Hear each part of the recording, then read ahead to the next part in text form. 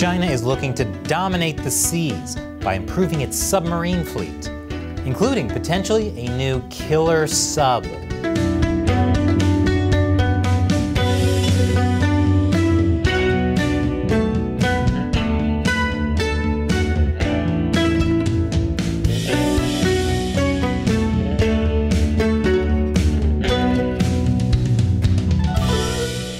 Welcome to China Uncensored. I'm Chris Chappell. This episode is sponsored by Incognito. You probably know the companies are collecting your personal data, but you may not realize just how many. Dozens, maybe hundreds, most of which you've never heard of, and you have no idea what they're doing with it. Incognito helps you stop them. I'll explain more at the end. So, China was once the world's greatest seafaring naval power in the early 1400s. Since then, not so much. As the Chinese Communist Party was taking over China in 1949, it launched the People's Liberation Army Navy, or PLA Navy. And they got a little help from the Soviet Union. While the PLA Navy has only recently obtained aircraft carriers, their submarine fleets are nothing new. They started with a humble fleet of Soviet Whiskey-class diesel-electric submarines that were based heavily off of German U-boats captured during World War II. It wasn't until 1974 when China created its own homemade attack submarine, the Ming class. It was based on Soviet design input. Eventually, China entered the nuclear age of warships. They currently have 5 operational variants of submarines in their arsenal, including ones like this, designed to launch nuclear-tipped ballistic missiles. And now, according to the imagery intelligence company All Source Analysis, there is a possible new class of submarine at Huludao Port in China. Analysts believe the submarine spotted in the dry dock could be a new G-model Shang-class variant, or it could be a completely new submarine altogether.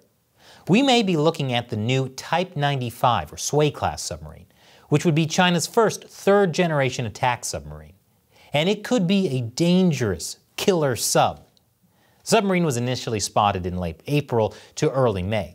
Since then, there's been a lot of speculation over what class it belongs to and whether or not we have caught a glimpse of China's newest attempt to wrest control of the high seas from the United States. In modern naval doctrine, submarines are a crucial aspect of any blue water navy that wants to expand beyond its boundaries.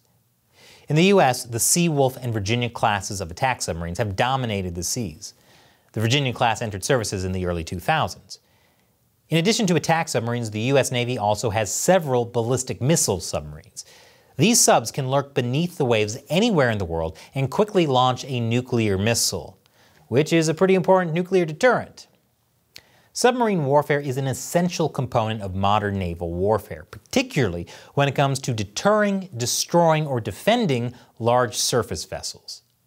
The Chinese Communist Party is especially concerned with the more modern American submarine fleets, which tend to run much quieter than their Chinese counterparts and have more combat capabilities. But China's Navy is growing fast. And while the PLA may still be rookies when it comes to having a modern Navy, the West does not take them lightly. That's because in addition to their growing fleet of submarines, the PLA Navy also has anti-ship ballistic missiles. Those can be fired from certain types of submarines and destroy U.S. ships, like destroyers and even aircraft carriers. Last year, the PLA built a replica of a U.S. aircraft carrier in the desert in Xinjiang and used it for missile target practice. And preparing to launch missiles at U.S. ships is only one part of China's naval strategy. They also have aircraft carriers. When the first one was commissioned in 2012, everyone laughed.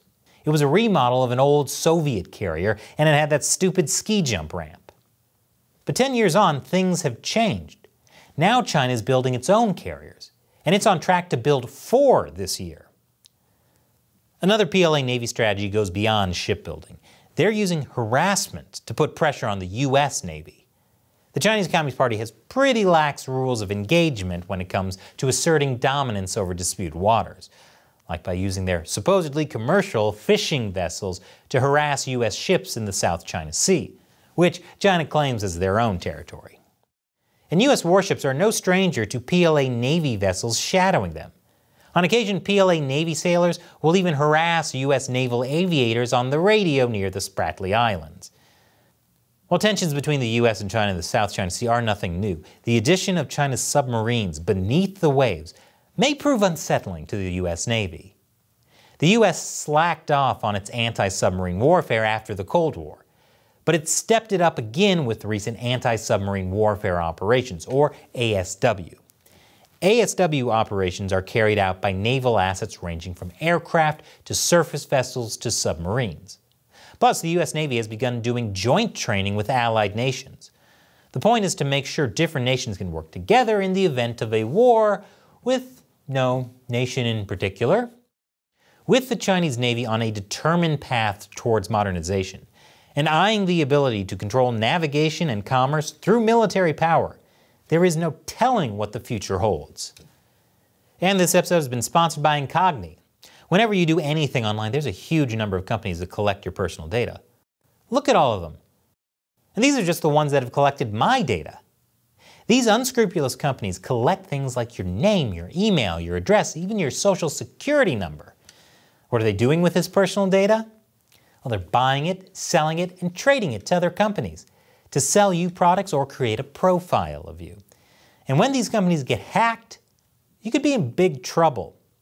And yes, I said when, not if. Because according to the former head of the NSA, China has hacked every major corporation in the US. So if your data is out there, it is not safe. And that's why you need to get your data taken offline. That's what Incogni does.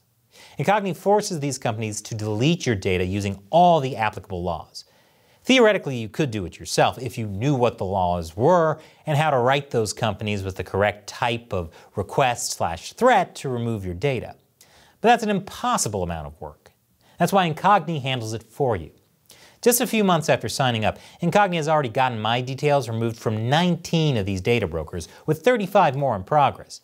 And I didn't have to do anything after signing up. So check out Incogni using the link below, or go to incogni.com/uncensored.